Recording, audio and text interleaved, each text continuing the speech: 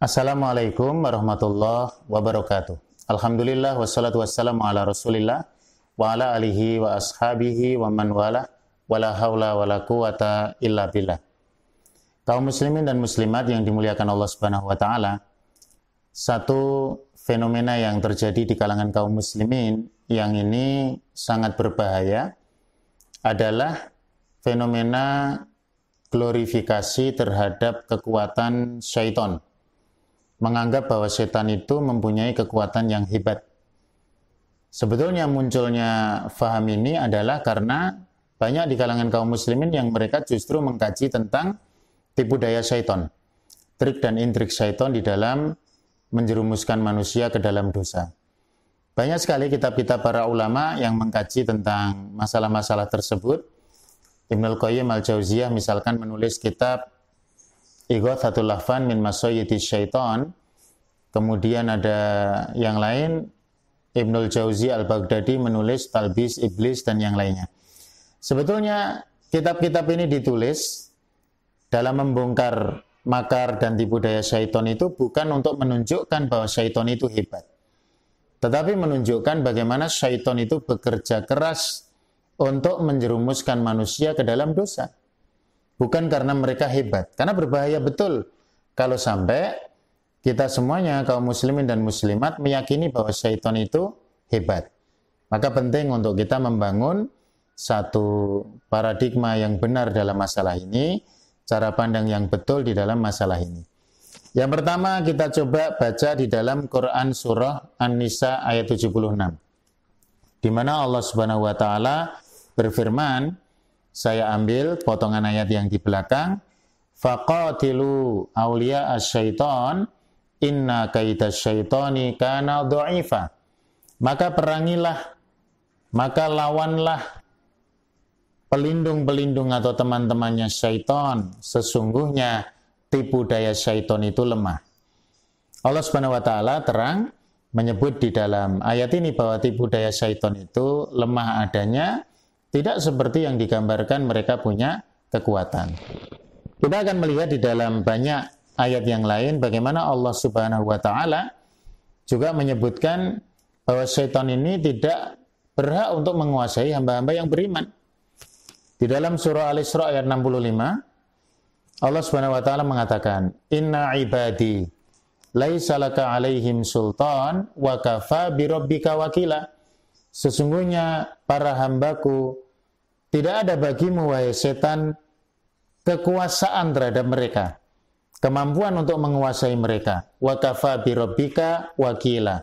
Cukuplah Allah sebagai penjaga dalam masalah ini. Artinya orang yang menyandarkan diri kepada penjagaan Allah, maka tidaklah syaitan itu mempunyai kemampuan untuk menguasai mereka. Kaum muslimin juga di dalam surat yang lain, di dalam surah Saba ayat 21, Allah Subhanahu wa taala mengatakan, "Wa ma kana lahu 'alaihim min sultan illa lina'lama may yu'minu bil akhirati mimman huwa minha fi syakkin." Ketika berbicara mengenai sultan ataupun kekuasaan iblis terhadap manusia, terhadap hamba Allah, ternyata dihubungkan bahwa itu digunakan untuk memilah may yu'minu bil akhirah, orang yang beriman betul-betul kepada akhirat, dan juga orang yang ragu terhadap akhirat ini. Ada banyak ayat yang berbicara tentang ini, yang pada intinya bahwa tipu daya syaitan itu lemah, syaitan itu tidak bisa menguasai hamba yang beriman, syaitan hanya menguasai mereka-mereka yang menghambakan diri mereka kepada syaitan itu.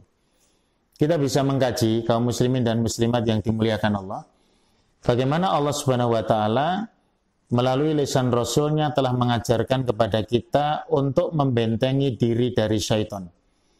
Ketika ada seorang yang mau tidur, dia harus berwudu, dia membaca zikir wirid yang bisa pendek, bisa panjang, yang sudah begitu tertata di dalam kitab-kitab zikir yang ditulis oleh para ulama. Ini sekali lagi adalah bagian daripada usaha yang memang bisa kita lakukan untuk membentengi daripada kekuatan syaitan itu. Ketika kita mengatakan kekuatan syaitan, bukan dia bermakna kuat, tidak. Tapi saking memang syaitan itu harus melaksanakan tugas dalam rangka menggelincirkan manusia.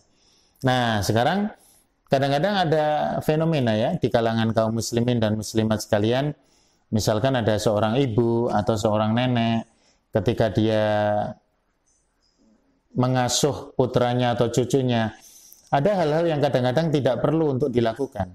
Contoh seperti misalkan ada seorang anak ketika diasuh ya, ketika dia dirawat oleh seorang ibu atau seorang nenek, kemudian waktu makan, dipaksa untuk makan.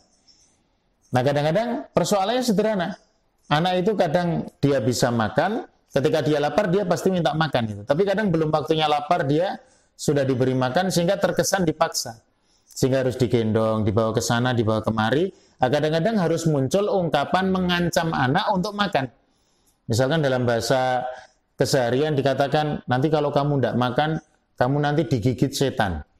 Ini kan ungkapan yang sebetulnya tidak bagus. Apa hubungannya antara seorang mau makan dan tidak dengan digigit setan? Tanpa disadari di situ ada bentuk glorifikasi terhadap kekuatan syaitan. Seakan-akan kalau orang itu betul-betul tidak makan, dia nanti akan digigit oleh setan. Boleh kita ini mengungkapkan gangguan setan, tapi bertanggung jawab berdasarkan dalil atau berdasarkan petunjuk sunnah. Misalkan mengatakan kepada adik kita, putra kita, dalam keluarga kita, rumah tangga kita, nah, kalau kamu mau bubuk, kalau kamu mau tidur, berwudulah. Maka nanti dengan wudu itu, Allah akan menjaga kamu dari gangguan setan. Ini bagus, karena setan dilemahkan dengan wudunya itu. Tapi kalau persoalannya, ayo cepat bubuk, kalau tidak bubuk nanti dimakan setan, kalau tidak bubuk nanti digigit setan. Ini persoalan yang luar biasa. Bahkan ada orang mengatakan ayahnya sendiri, wah ayah galak sekali, galak banget, galaknya kayak setan. Padahal setan itu tidak galak. Ini kan satu bentuk glorifikasi yang berlebihan terhadap kekuatan syaitan. Maka kaum muslimin dan muslimat yang dimuliakan Allah, kita perlu ada satu gerakan yang ini memang harus kita sepakati, kita bersamakan semuanya, bahwa setan itu hakikatnya lemah sekali di hadapan kita. Mereka tidak punya kekuatan apapun karena kita sudah diberikan benteng oleh Allah Subhanahu wa Ta'ala. Rincian tipu daya yang disebutkan dalam kitab-kitab tadi, trik dan intrik mereka dalam mengganggu manusia, sekali lagi itu adalah bagian daripada usaha syaitan yang memang luar biasa. Usahanya luar biasa, saking bingungnya mereka menanggung beban untuk mengganggu manusia. Sehingga kita baca di dalam beberapa riwayat yang disebut ya, di dalam kitab-kitab yang ya sekedar cerita bagaimana ketika setan itu saling bertemu antar mereka. Setan yang mendampingi orang kafir, setan yang mendampingi orang beriman, itu keadaannya berbeda sekali. Kalau yang setan mendampingi orang kafir itu nampak perlente, bonafit, tubuhnya mungkin gemuk-gemuk, terawat. Sementara setan yang mendampingi orang beriman itu rekoso. Ya, bahasa Jawanya itu rekoso. Kecapean dia luar biasa, karena tugasnya banyak. Kita kalau baca riwayat itu, bangun tidur aja sudah ada 3 ikatan syaitan yang harus kita lepaskan. Berarti setan itu mengikat kita. Dari mulai kita mau tidur, sampai kita bangun lagi, itu setan berusaha untuk mengikat kita. Tapi sekali lagi, kita diberikan obat, kita diberikan benteng, kita diberikan dzikir wirid yang itu berguna untuk melawan tadi tipu daya dan trik dan intriknya setan. Maka kaum muslimin dan muslimat yang dimuliakan Allah Subhanahu wa Ta'ala, sekali lagi, mari ya, kita viralkan bahwa setan itu lemah. Kita lawan berbagai macam trik dan intrik yang seakan mengatakan bahwa setan itu hebat. Tidak ada. Allah Subhanahu wa Ta'ala sebagai wakil kita, sebagai penjaga kita. Rasulullah Sallallahu Alaihi Wasallam juga sudah mengajarkan kepada kita berbagai macam benteng gaib yang insya Allah itu akan bermanfaat bagi kita semua untuk menghadapi setan. Salam kemenangan melawan setan. Semoga bermanfaat. Assalamualaikum warahmatullahi wabarakatuh.